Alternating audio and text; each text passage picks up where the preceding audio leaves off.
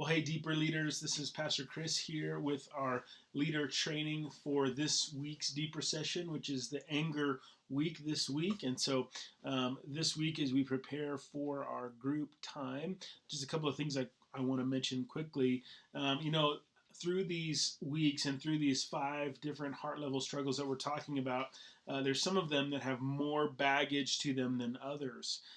For instance, this week with anger, there may be more baggage that goes along with it for people than, say, the fear week. And when I say baggage, I mean like the shame and guilt that can come along with that. And so we're actually talking about shame and guilt next week, so those go along well together. But just kind of be aware of that as a facilitator, that there's going to be some people, especially those who anger has maybe gotten out of control in the past and they've made bad decisions that they regret out of their anger, that there could be a lot of shame and guilt that goes along with that. And so kind of handle that carefully, navigate that carefully, and if you sense that someone may be struggling with that a little bit, don't press them too hard, but maybe sort of, again, watching their body language, watching kind of how they're interacting, maybe lean into that carefully as a facilitator. And so a couple of quick things you'll notice this week, that there aren't really any opening questions in the talk on their group time. In the group time on page 97.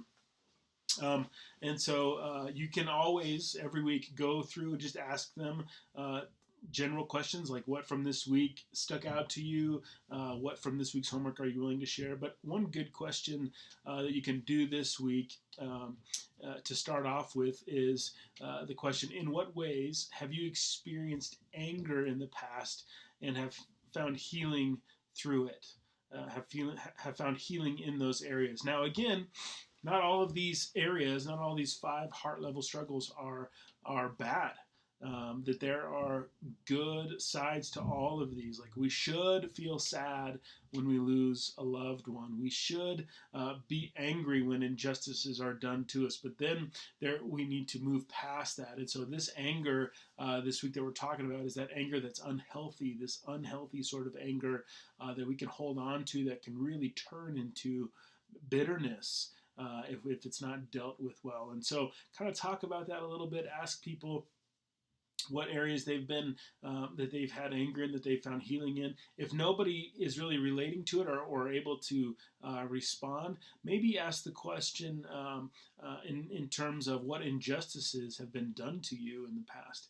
Has someone hurt you? Has there been something done to you that you were angry about, and maybe even rightly so, but what was that, and would you be willing to share? And then a second follow-up question may be, in what areas of your life are you experiencing anger now? So again, this may be one of those areas that has some baggage that comes along with it, but it's also one of those areas that can really hold on to people because, again, oftentimes our anger comes out of, like we saw in the curriculum, that our anger comes out of injustices that were done to us. And so there's a lot of time we feel the right to be angry, and maybe there's something that we should be angry about, but then moving past that and finding that healing is so important. And so those would be the 2 questions that I would open up with.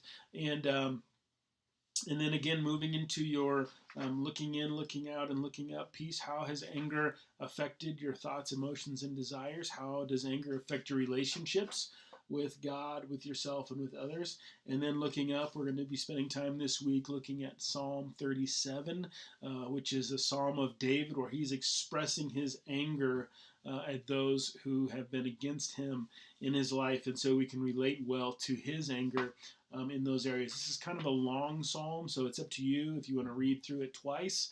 If I don't read through it twice like I normally have been, I'll usually tell my group that beforehand because I don't want them to be surprised, or I don't want them to wish that we had done it again or whatever. So I'll just tell them, hey, this is a long one, so I'm going to read through it slowly, but only one time.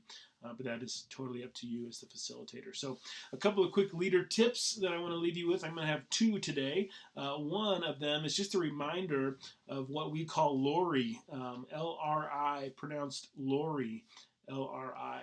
I know there's no O in there, but work with me here. So Lori is a good way to remember it, and that is listen, reflect, and inquire.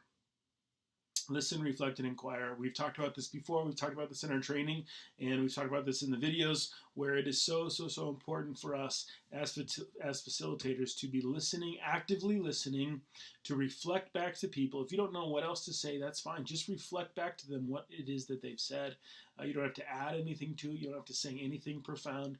And then ask a question. Inquire about it more. Get them talking and going from there. That's a LRI. It's just a great way to go about facilitating, and it's also really helpful if you feel like you get stuck, or if your group kind of gets into a rut, or the conversation isn't moving forward. It's just listen, reflect, and inquire.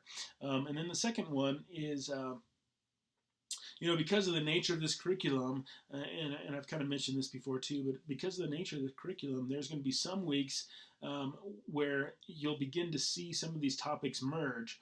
Like I don't know that I've ever met somebody who is just struggling with one of these areas, but it's always connected to something else. And so, like for instance, Anger Week, it may be I've always struggled with anger, and that was a result of this incredible loss that I had, the sorrow that I had that turned into anger, and now because of my anger, I have some incredible shame and guilt over. You see, they're starting to merge together here in our fourth topic that we're talking about this week of anger. And so, as you do that, just kind of be aware of that, and maybe have some conversation around that. On the other side of that, there's going to be some weeks where someone isn't really affected by that area. They don't struggle with anger. They've never been an angry person. They've never really struggled with that, and that's okay, because not all of us are going to struggle with everything in the same way and at the same time. And so what I would encourage you to do as the facilitator, though, is not let them off the hook too easily, because even if somebody isn't struggling with it now, they most likely have at some point in their lives. And so begin to dig up some of those things. When did you struggle with this, and how did you find some healing in that? Because what that does is it brings them into the conversation, but it also allows others to hear what they have done to overcome some of those obstacles, and oftentimes can find some really helpful and practical ways and insight into how they can address their own anger and issues as well. And so that's what I would encourage you to do with your leader tips this week, and I will talk to you guys all again next week. All right, take care.